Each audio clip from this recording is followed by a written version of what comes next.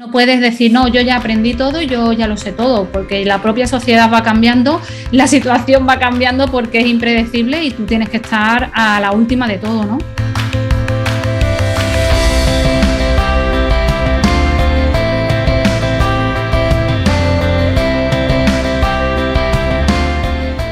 Rosa, muchísimas gracias. ¿Qué tal? Encantada por aquí, Camilo, encantada de estar aquí contigo hoy. ¿Cómo fue la Rosa Liarte que en su primer año de docencia? Bueno, yo la verdad que vengo usando la tecnología desde joven, desde pequeñita, siempre la he tenido presente en mi casa. He tenido la gran suerte de que siempre, la verdad, mis padres me la inculcaron. Y bueno, yo era la amiga friki que te conectaba la impresora al ordenador, que te hacía unas grabaciones de CD con música en MP3 o te conectaba el router por si no tenías internet, ¿no? Entonces, bueno, o ese modem en aquella época. Así que yo era, por así decir, la amiga friki. De hecho, tengo amigos que recuerdan que yo llevaba un móvil antes de que casi nadie tuviera, ¿no? Y es que me gustaba todo eso. En mi casa se vivía. Quizás a lo mejor incluso mis padres se han privado de cosas por tener eso, ¿no? Claro. Han viajado menos a lo mejor en la vida por tener todo eso en casa, pero siempre nos ha gustado. De hecho, como nos compremos un nuevo dispositivo, ya hay un pique, ¿cómo tú tienes ese y yo no, ¿no? Entonces, bueno, pues yo cuando empiezo a dar clases, yo vengo usando la tecnología en mi día a día y empiezo a dar clases y empiezo a usarla. Yo ya iba a la facultad con mi ordenador, con mi MacBook y me ponía a tomar apuntes en mi ordenador. Entonces ya era una persona que la gente ya me miraba. Y bueno, pues yo lo que hago es montar mi blog Lecciones de Historia y hacer que mi alumnado tenga su propio blog a modo de portfolio, que a trabajar la tecnología. No todo es tecnología. Hay gente que piensa que mis alumnos no tienen una libreta y un boli, claro que la tienen. Y yo también cuando empecé a ser profe usaba libros y no pasa nada, o sea, no pasa nada. Lo que pasa que sí intenté siempre esa competencia digital e inculcarla y yo me basaba en eso, en la ley. La ley dice que nuestro alumnado tiene que trabajar una competencia digital y yo empecé a usarla. Pero sin querer, a los pocos meses, no llevaba ni 3 meses dando clases, que mi trabajo empieza a verse. Tengo un compañero en el instituto que empieza a ver lo que hago en clase y demás y se me acerca y me dice, tú tienes que ir a los centros de profesores a dar clase a los profes. Yo no sabía ni lo que era el centro de profesorado. Y yo decía, ¿el qué? Y me dice, tienes que enseñar lo que haces. Dice que usas un montón la tecnología y eso no es lo común. Y yo claro, no me concebía porque digo, ¿cómo no va a ser lo común, no? Pero bueno, pues ahí nace un poco el empezar a usar la tecnología y también he tenido mis momentos de que no me dejaban usarla o que se prohibía esto o lo otro y mucha lucha también para poder lograr hacerlo. No ha sido todo un camino de rosas, ¿no? Claro, claro. Y volviendo a lo que acabas de mencionar, de que muchas veces hay que encontrar un balance entre la tecnología y métodos análogos como el boli y el cuaderno. ¿Nos puedes platicar un poco de cuál fue tu proceso para encontrar ese equilibrio? ¿Cuáles fueron algunos experimentos iniciales que te fueron dando la pauta un poco para decidir cuándo sí y cuándo no de cada herramienta? Bueno, yo soy profe de historia, yo no puedo negar, por ejemplo, la memorización en historia, yo hago exámenes, o sea, yo no ha habido un momento es que la he ido haciendo a la par, o sea, mis niños tenían que tomar apuntes, si teníamos que hacer una línea del tiempo a mano se hacía en la libreta y si hay un momento de examen, pues claro que hay un examen, pero lo que siempre he intentado a la hora de hacer proyectos o de investigar que se haga un buen uso de Internet o que esos proyectos lleven el uso de la tecnología implícita, ¿no? O como fin o como medio. Tengo también muchos ejemplos de proyectos que su fin no es la tecnología, pero sí se usa la tecnología como medio. Entonces, ahí tenemos el hacer, no sé, yo siempre digo que esa tecnología invisible, pero que está siempre presente, ¿no? Claro. Y también es cierto que en muchos sentidos todo es tecnología. En realidad, cuando uno como docente quiere que los alumnos trabajen algo o resuelvan algo, en realidad tienen que usar herramientas de distinto tipo. Y como dices, no hay ninguna razón por la cual uno debe pensar que siempre tiene que ser digital. Pero en el uso de las herramientas digitales, cuando empezaste a desarrollar tus proyectos y tu interés por compartirlo con otros profes, En eso de que no todo ha sido un camino de rosas, ¿cuáles han sido algunos obstáculos o quizá incluso momentos en donde hayas sentido que fallaste en algo, pero que a la larga quizá sirvió como aprendizaje o por lo menos como experiencia? Bueno, yo he trabajado en la pública y claro, la falta de medios muchas veces era frustrante o que no tuvieras internet en condiciones en el centro. A día de hoy eso está muy solventado aquí en Andalucía, pero al comienzo pues era frustrante prepararte una actividad y que luego pues no te iba a internet y no podías hacer nada. Yo creo que también, siempre digo, hay gente que me dice, pero ¿cómo te buscaste en la vida con la falta de medios? Yo creo que también a veces la falta de medios me ha hecho ser aún más creativa y de buscar soluciones. Yo siempre hablo de la actitud. Si tú quieres conseguir algo, vas a luchar y pelear por ello. Yo ese momento de bajón no lo utilizaba para, bueno, pues paro aquí y ya está. Ah, pues no tengo este medio, bueno, pues voy a buscar la solución y hacerlo de otra forma. Yo creo que esa actitud la he tenido siempre y a pesar de la falta de medios he buscado soluciones o otro tipo de proyecto o bueno, pues si no se puede hacer esto lo haremos de otra vía. Yo hablo siempre de ese aspecto, por ejemplo, también con el aula invertida, ¿no? Que mi alumnado, pues, cómo se ven los vídeos, cómo lo consigues y demás. Bueno, pues a falta de esfuerzo. Y si he tenido que dejar mi móvil para que un niño se vea un vídeo, pues lo voy a dejar. Y hay profes que dirían, pues para mí inconcebible, yo no voy a dejar mi móvil. Bueno, pues ya es cuestión de cada uno lo que quiera hacer. Y si yo quiero y me he propuesto conseguir eso, pues voy a hacer lo que haga falta por conseguirlo. Y eso que mencionas de que a veces te sientes más creativa cuando tienes estos obstáculos y estos retos, estos límites. Platícanos un poco sobre precisamente eso, tu proceso creativo al diseñar estos proyectos, porque finalmente, y me encanta que hayas utilizado esa palabra, finalmente cuando un profesor cuando como docente empezamos a diseñar esos proyectos, estamos en una actividad muy creativa. Hay muchos docentes que piensan que no son creativos, pero en realidad lo son y lo son mucho. Platícanos un poco tu proceso creativo, de dónde salen las ideas, cómo las desarrollas, cuándo sabes si sí o si no, cómo, un poco de todo eso.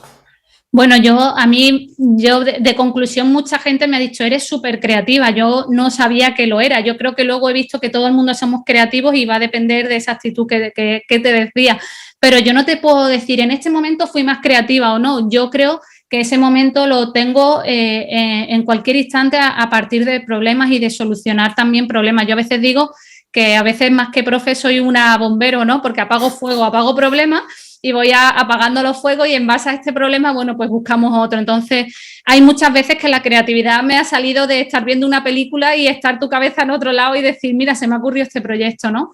No la busco, sino que yo creo que me va encontrando a veces en situaciones inesperadas. Y luego, bueno, pues yo creo que ese momento de constante aprendizaje, como me dice mi familia, ¿no? De culo inquieto, que no puedo estar quieta y que me gusta siempre reinventarme y intentar hacer cosas nuevas. Entonces, yo repito, y creo que es una mezcla de actitud, de situaciones que se juntan y que me llevan a crear eso. No te puedo decir, en este momento vi que, porque no, hay momentos que también puede ser que me pase un mes y no se me ocurra nada, ¿no? Pero también pues el leer, el aprendizaje constante, el formarte, eso lleva a que se te ocurran ideas, ¿no? También a mí me han abierto mucho las redes sociales, el seguir a otros profes y tomar ideas también de mucha gente. ¿Qué consejo le darías a, digamos, un docente que quizás está un poco, se siente un poco tímida, digamos, en cuanto al utilizar estas herramientas, no sabe por dónde empezar realmente? ¿Por dónde le sugerirías que empiece? Bueno, es que en las redes hay muchísimo. Yo siempre animo a que sigan a otros docentes porque ahí aprendes un montón. Seguir en las redes sociales, sea Twitter, sea Instagram. Luego, seguir hashtags, ¿no? Como, por ejemplo, en Twitter es claustro virtual, en Instagram claustro IG. Ahí se publica muchísimo material. Ir preguntando. Yo repito también, pues esas formaciones que se montan en los centros o en tu propio centro educativo o lo que sea. Y luego también, bueno, pues las empresas también montan formaciones online que son súper enriquecedoras, ¿no? Así que yo creo que es esa actualización constante, es que un profe tiene que estar en constante actualización, no puedes decir, no, yo ya aprendí todo y yo ya lo sé todo, porque la propia sociedad va cambiando, la situación va cambiando porque es impredecible y tú tienes que estar a la última de todo, ¿no? Incluso la tecnología misma puede ir cambiando, las herramientas van a cambiar. Sí. Totalmente, las tecnologías que usaremos hoy nos reiríamos dentro de 10 años, ¿no? Yo ahora veo capturas de pantalla que tomaba de mis dispositivos hace 10 años y dices, madre mía, lo que ha cambiado la cosa. Pues esto es igual, es que hay que estar en actualización constante porque precisamente los alumnos que tenemos a día de hoy, el día de mañana la tecnología que usan no existirá, será otra. Entonces hay que estar siempre al día. Yo siempre digo que tenemos que tener la capacidad de desaprender y de reaprender. Y justo con eso que mencionas de que de repente la tecnología puede volverse obsoleta, una herramienta en particular se puede volver obsoleta, ahí entra la importancia de lo que dices, la actualización constante y las metodologías, la pedagogía en sí, que finalmente al usar estas tecnologías no estamos olvidándonos de la pedagogía, sino que la estamos amplificando, potenciando de otra manera. En tu experiencia, ¿cuáles han sido las metodologías de las cuales te has apoyado más recientemente, las que se te hacen más interesantes y prometedoras, digamos? Bueno, a mí lo que me ha permitido aplicar diferentes metodologías es el aula invertida, el cambiar el concepto de flipped classroom, de un aula tradicional a pasar mis contenidos a vídeo y poder ganar así tiempo en clase para trabajar con mi alumnado. Para mí va intrínseco ese flipped classroom a un cambio metodológico, entonces he conseguido aplicar aprendizaje basado en proyectos en mis clases, aprendizaje cooperativo, desde rutinas y destrezas de pensamiento como se conoce Think Based Learning, o también gamificaciones y hacer pues hasta incluso breakouts, ¿no? Yo lo que para mí el cambio metodológico me lo ha llevado en sí el aula invertida. Ahí es donde he podido aplicar un montón de metodologías en mis clases. ¿Y cuáles han sido algunos de los obstáculos que has tenido en eso específicamente? Por ejemplo, hablando con otros docentes me han comentado muchas veces, bueno, pero es que hacerlos responsables a ellos para que estudien un video antes de que vengan a clase o demás, a veces puede ser problemático. Aparte de otras cuestiones, ¿cuál sería tu respuesta a esas preocupaciones que a veces hay? De hecho, es muy común eso en el aula invertida. Yo siempre digo que si tú mandas a ver un vídeo hay que trabajar el vídeo, tomar apuntes del vídeo y lleva una responsabilidad. Si tú vas a mandar a ver un vídeo y luego lo que vas a hacer en tu clase otra vez es poner la página 24 del libro y los ejercicios 6 y 7, pues entonces el alumnado te va a decir, explícame tú, porque no le ves sentido al verse el vídeo. El verse el vídeo lo que conlleva es que el profesor te ayuda, vas a hacer más tareas cooperativas, vas a aprender mejor, vas a tener resueltas las dudas y vas a tener éxito en esos exámenes y te va a ayudar el profe, ¿no? Y además vas a poder hacer proyectos y aprender de una forma diferente. El aula invertida conlleva más trabajo al alumnado y conlleva más trabajo al profesorado. El profesorado tiene que cambiar toda la metodología y hacer un montón de cosas nuevas. No puedes hacer aula invertida si vienes trabajando tu clase igual, porque entonces el alumnado no le encuentra sentido a verse el vídeo. El alumnado va a encontrar sentido a verse el vídeo cuando tú haces un cambio metodológico. Y también aquí insisto, ¿qué es más fácil? Explícame durante una hora, dime el PDF que lo subrayo y luego me dices lo que puede caer en el examen y yo te hago el examen y apruebo y con eso mi materia está aprobada. Me vas a poner a trabajar un vídeo que luego cuando llega a la clase me vas a poner a trabajar en cooperativo, que me tengo que comer la cabeza con otros compis, que tengo que resolver un problema, que luego tengo que hacer una exposición oral en clase y luego finalmente tendré que hacer unos días un examen. ¿Qué es más trabajo? Lo segundo. Pero ¿qué es lo que nos dice la ley que tenemos que hacer? Un trabajo competencial con nuestro alumnado. Entonces también en parte el alumnado no quiere que se haga el trabajo nuevo, por así decir, porque el tradicional es más sencillo.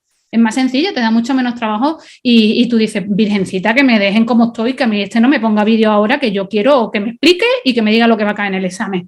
Entonces, claro, en parte también a veces el alumnado te pega, como yo siempre digo, un pulso intentando de que no te triunfe el cambio metodológico porque ellos no quieren ese cambio porque es más cómodo lo otro.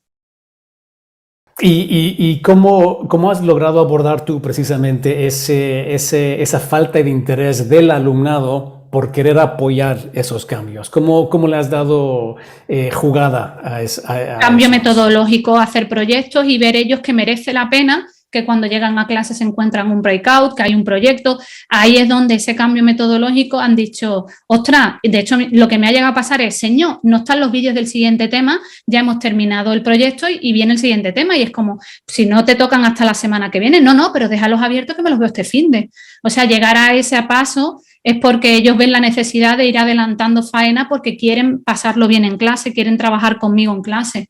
Ahí es donde está lo básico. Eso, ese cambio metodológico es básico. Si no, ellos no te van a exigir que el verse los vídeos. Cuando tú llegas a ese momento de, señor, no me has puesto el vídeo aún, tú dices, esto funciona porque me lo están pidiendo ellos, ¿no? Claro que aparte demuestra el enganche que un buen proyecto puede lograr en los alumnos. Y cuando el alumno está enganchado y genuinamente interesado, no les importa si están trabajando más horas o menos horas. Lo que les importa es estar interesados. Sí, y bueno, más horas o menos horas no trabajan en casa. Hay veces que también se puede hacer el flipping in the classroom, que es que se vean el vídeo en clase. Aquí hay gente que me dice, pero entonces para eso explicas tú. Yo comprobé que la misma explicación que a mí me tomaba media hora en clase se veía en un vídeo de 12 minutos.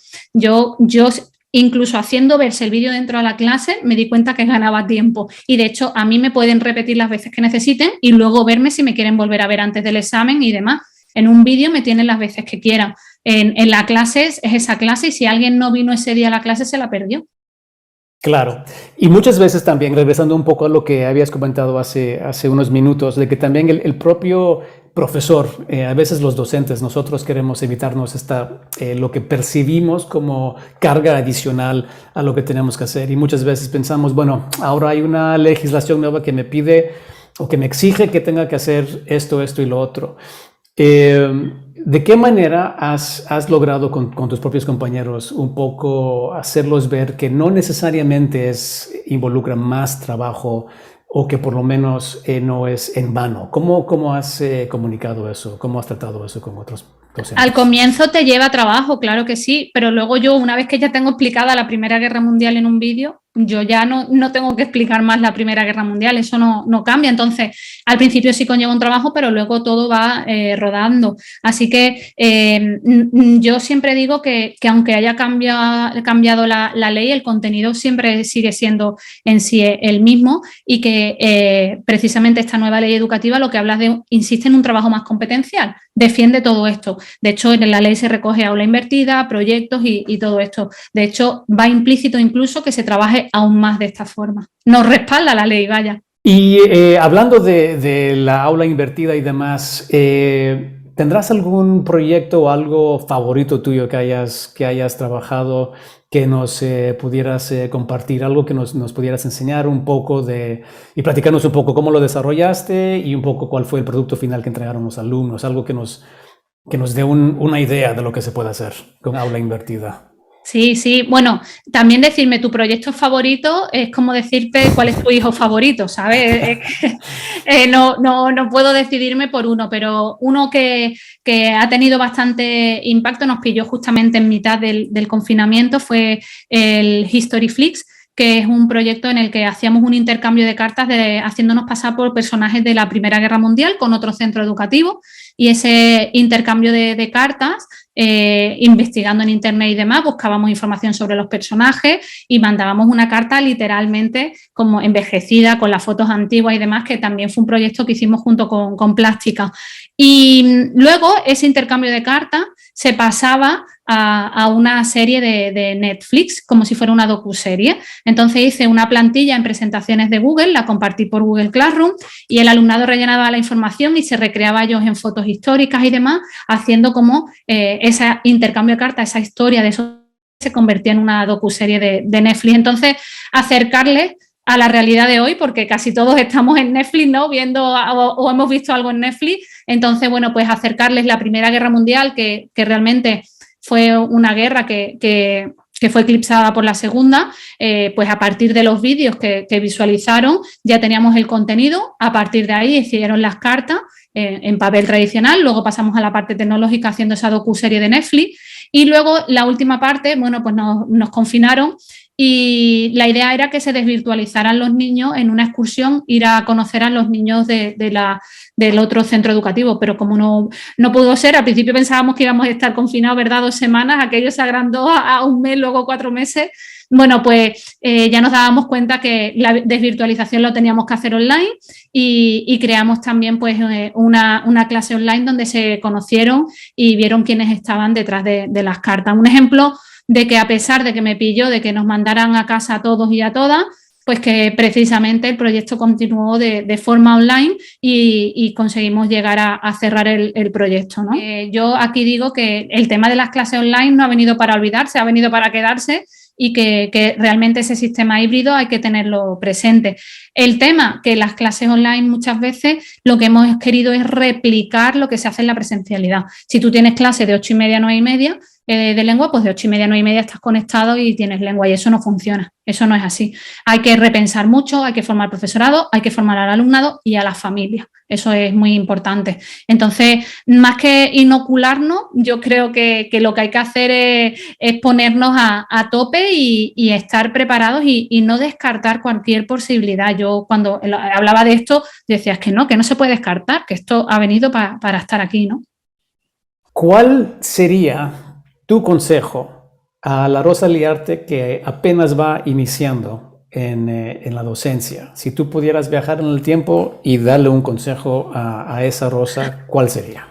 Bueno, se lo doy también a mis compis que comienzan desde el principio y demás, que nada de agobios, queremos abarcar muchas cosas de un día para otro y las cosas van pasando poco a poco, no puedes hacer mañana, yo siempre insisto a los profes, no puedes hacer mañana los proyectos que yo he hecho porque a mí me han llevado 12 años de aprendizaje. Entonces, siempre digo eso que se llama paciencia, que se está perdiendo esa virtud, ¿no? Que es tener paciencia, ir poco a poco y que también cambias de centro, cambias de alumnado, las condiciones no son las mismas y que no hay recetas de la Thermomix, que hay que tener paciencia y que poco a poco se van logrando las cosas. Bueno, pues a la hora de realizar un proyecto base para mí, trabajando con el aula invertida, mi herramienta imprescindible es Edpuzzle porque me permite saber si mi alumnado se ha visualizado el vídeo, si lo ha visto. Y me permite enriquecer el vídeo dentro e insertarle preguntas. Entonces, yo lo que tengo es grabados mis vídeos, los tengo subidos a mi canal de YouTube y lo que hago es coger ese vídeo de YouTube e insertarlo en Edpuzzle y enriquecerlo. Por ejemplo, mi vídeo de la Segunda Guerra Mundial dura media hora, pero no le voy a poner un vídeo de media hora a mi alumnado porque se puede morir, ¿no? Entonces, lo que me permite la herramienta es fraccionarlo y yo asignarle los vídeos con fecha de caducidad y el alumnado lleva su autoaprendizaje y va viéndose los vídeos para la fecha destinada. Esto me permite adelantar faena, por así decir, en clase y aplicar proyectos en el aula, sea, por ejemplo, con la Segunda Guerra Mundial o, por ejemplo, con la Guerra Fría, pues lo mismo, asigno los vídeos y yo luego tengo, si veis aquí en mis clases, un reporte de qué alumnado se ha visto el vídeo, la nota obtenida y cuántas veces incluso he hecho el vídeo para atrás. ¿Qué sucede? A mí esto lo que me permite es luego desarrollar proyectos en mis clases. Si veis, en mi blog Lecciones de Historia, tenemos la principal, hay diferentes proyectos. Por ejemplo, con Adobe Spark Video hice un proyecto durante el confinamiento donde mi alumnado se visualizó los vídeos de la Guerra Fría y luego posteriormente hicimos un proyecto donde les compartí las rúbricas con las que iban a tener la coevaluación a la hora de realizar los vídeos y hicimos vídeos sobre la transición y la Guerra Fría con Adobe Spark Video. Y bueno, quedaron cosas súper bonitas. Entre dos superpotencias. Y todo este proyecto está hecho totalmente en el confinamiento, totalmente online, donde el alumnado pudo trabajar en equipo con Adobe Spark y realizar un proyecto totalmente online. O sea, a pesar de la situación, pudimos trabajar en equipo y hacer cosas diferentes. Aquí hay montones de proyectos que pudimos hacer, más ejemplos, pues bueno, el Visual Thinking en ventanas o gamificación haciéndolo con el videojuego de SimCity o el propio History Flix que os contaba antes, que lo tenéis aquí y cuáles fueron los resultados pues con las cartas y luego cómo quedaron esas imágenes de los episodios de Netflix y lo increíble que trabajó mi alumnado y el portfolio que realizaron. A modo de ejemplo, pues se pueden ver aquí cómo quedaron los proyectos. y cómo se veían a modo de docuserie. Todo esto, repito, sería inviable si no pudiera servirme del vídeo y ponerlo a lo que siempre digo, a mi servicio, poner la tecnología a mi servicio para trabajar mucho más con mi alumnado como profe, ¿no? Así que, bueno, pues aquí toda la información la tenéis en lecciones de historia y cómo trabajo con mi alumnado. Muchísimas gracias por compartir estos ejemplos con nosotros. Nada, me encanta el poder compartir y que veáis que es posible hacer todos esos proyectos y que siempre, como digo, la tecnología al servicio del aprendizaje del alumnado siempre. Creo que todos estaremos de acuerdo con eso. Rosa, de nuevo, muchísimas gracias por estar con nosotros. Nada.